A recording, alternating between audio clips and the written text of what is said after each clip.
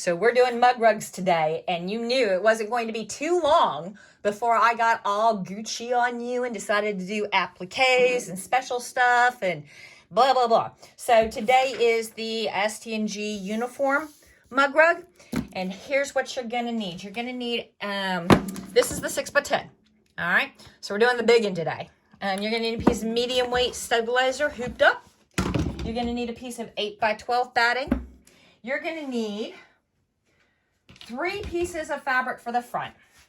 So for the, I got stuff all over this. So the base, one base fabric is going to be the color of the uniform. I'm doing Command, and in ST&G the Command is Kill Me on the Away Team Red, which is my favorite red. But you're also going to need 2 pieces of black. You're going to need a piece of black for the applique down at the bottom where it goes zhuzh. And I need to take a lint roller to this stuff, don't I? And you're going to need a piece of black for the top, where the top of the uniform is, okay? You are also going to need 2 pieces of fabric for the back. And we're going to do black, all right? You're going to cut them to, for the 6x10 mug rug, you're going to cut them to 8x5 and 8x7, but then you are going to iron under 1/2 inch, okay? Because this is an envelope style mug rug, just like that.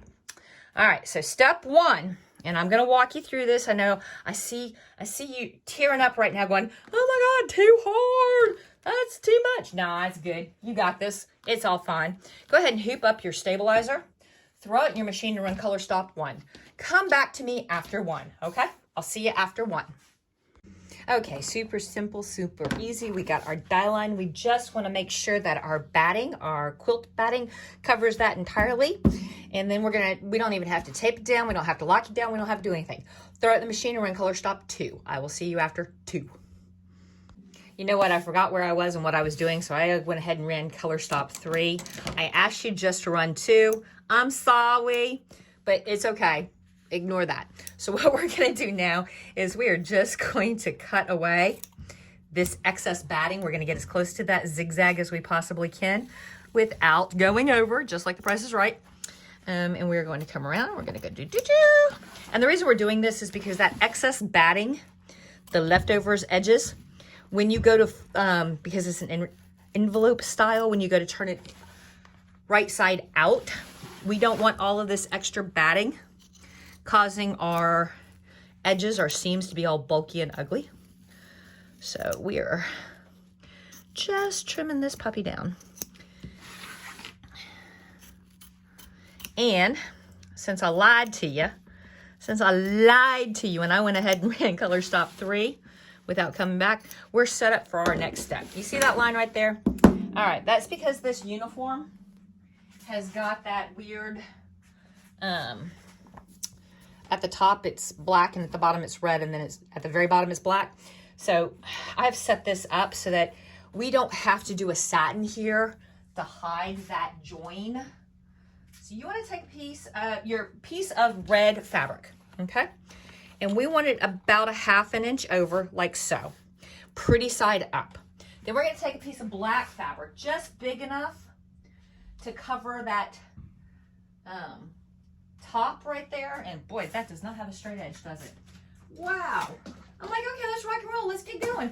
And I come up with the ugliest cut ever. Hold on a second, guys. I'm cleaning up my mess. I am cleaning up my mess.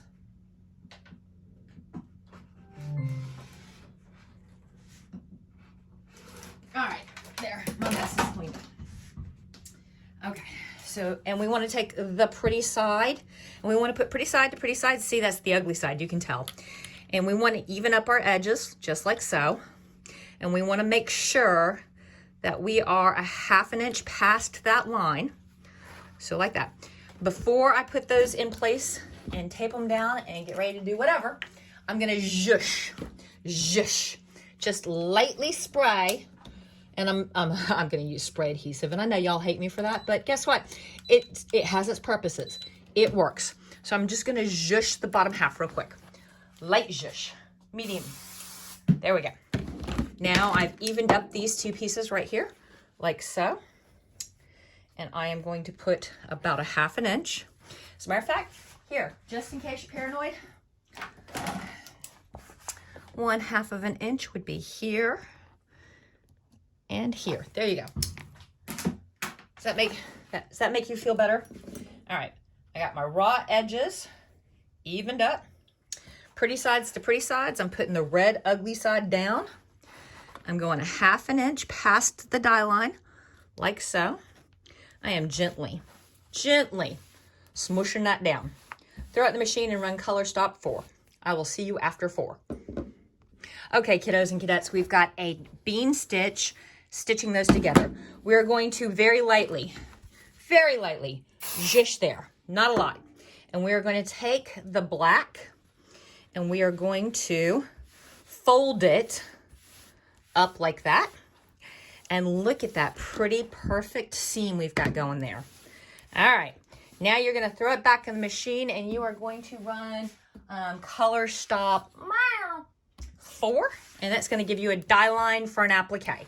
So run 4, and I'm going to go ahead, that's a lot of excess fabric up there that we are not going to need.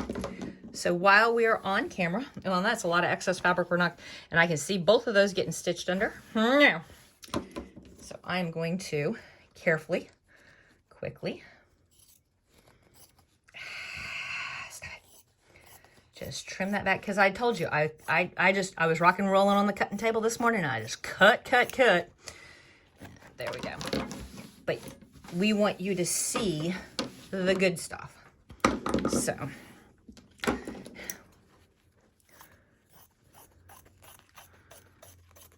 just in case we come back and you're like, what happened to all the overlap? There we go. All right, throw it in the machine and run color stop. I have no idea what I told you. I told you 4. I will see you after 4.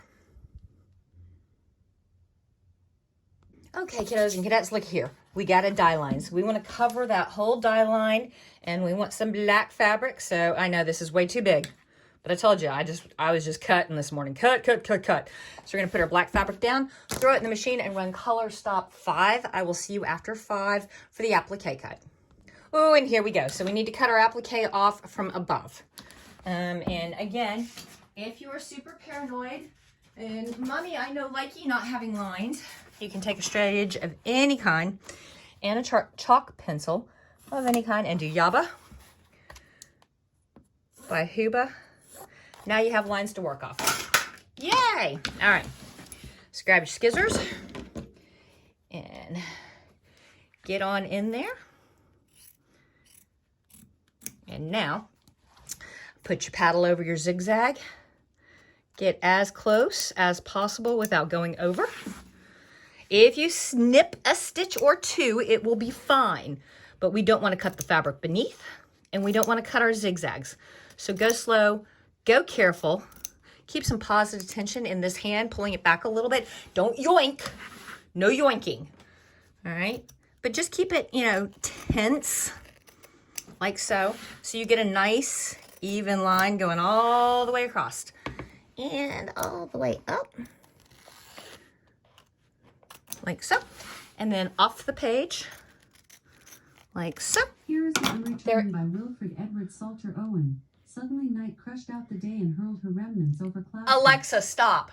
I have no idea what her problem was, but whatever. All right, there we go. We are all ready to rock and roll. We are now going to do color stop 6, which will be the quilt stitch in red.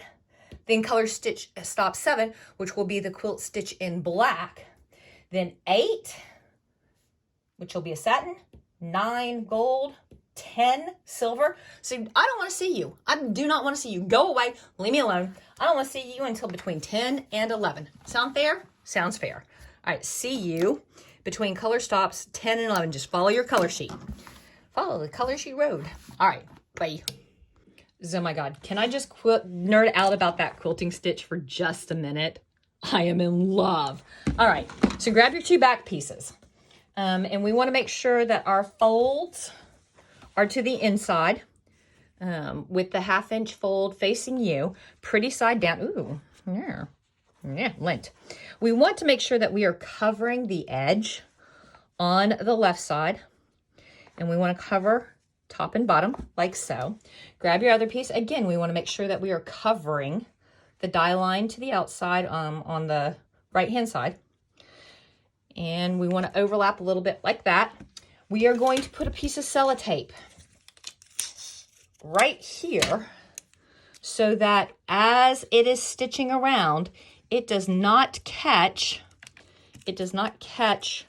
your fold and rip it all up. And we're using cello because it's going to stitch right over that.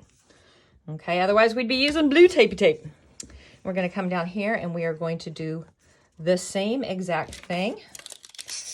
We're going to make sure that when that needle head moves over that overlap,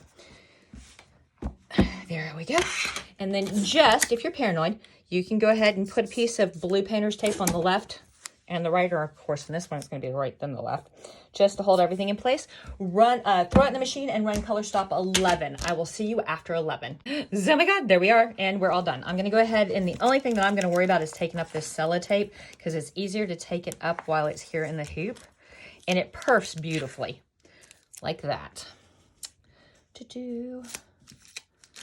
There we go. Wow. Come here. There we go. Hey. And now I've got tape stuck to all my fingers. Oh, sticky fingers. There we go.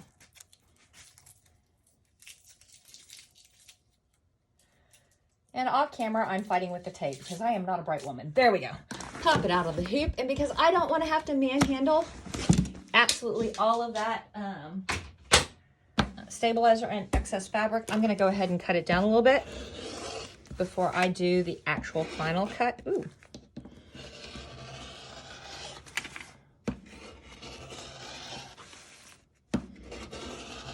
There we go, like that, like so. Now I'm going to grab my pinking shears. You want to cut about 1/8 of an inch away. If you're not using pinking shears, then on your corners, you're going to want to do your clips, okay? So I'm going to get close on these corners so that these corners poof out the right way and lay down and look good. And then I'm going to come up here and we're going to go around this corner, but I want to make sure that, there we go. There we go. And now we're going to get in close. Don't cut your stitches. That's bad. And we're going to come down here. One more corner. Come in tight, but don't cut your stitches. There we go. There we go. There we go. And if you're wondering what all that white stuff is, that is starch dandruff. I like my fabric to be like wrinkle-free, and I starched the snot out of it. It can almost stand in the corner by itself. Almost. There we go. Now we're going to reach a hand in, and we're going to put a finger here, and we're going to turn around our finger. We're going to do that one over there. We're going to come down here and do the same thing. Come here, come here, come here. Da-da-da. Da-da-da-da-da. There we go. And now we're going to pokey out our corners, and we want to make sure that our seam is right on the fold. So we're going to walk this seam all the way around. And the entire time we're walking it, we're going to make sure that we are folding that seam all the way out so that it lays right on the edge. You may have to coax some of it. You may have to work really hard to get it to lay flat. Do what I tell you.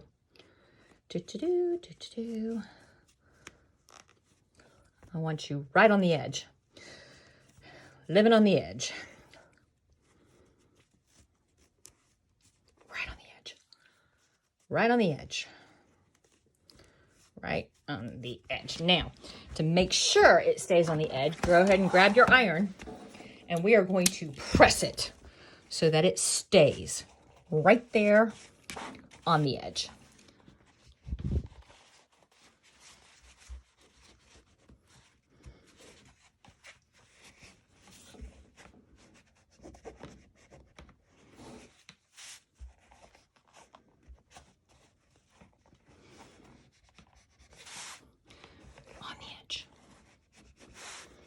This would go faster if I were over at the big ironing board with the big iron, but I want to be on camera and I don't want to have to move either the big iron and the big ironing board from where it lives or have to move the camera setup. So we'll just do with the tiny little iron, the baby iron. All right, now, next step. We still have a hole. Ooh,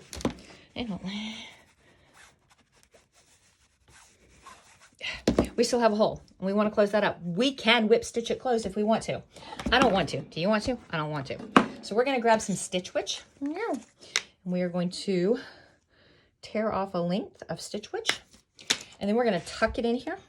And we want to make sure we're close to the edge, but we don't want Stitch Witch sticking out because it is a heat activated glue. And if it gets on your iron, it makes a mess. So we're just going to tucky. Not Kentucky. Tucky.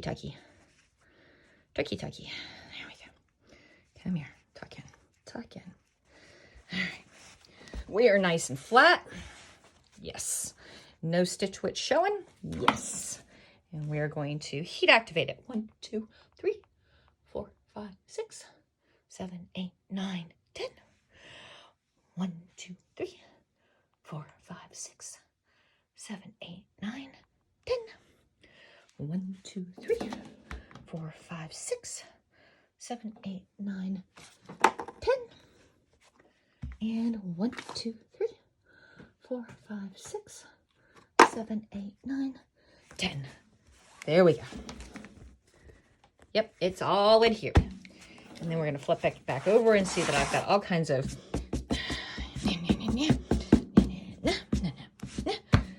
And voila. There you go. That's the 6x10 STNG uniform mug rug. Peace.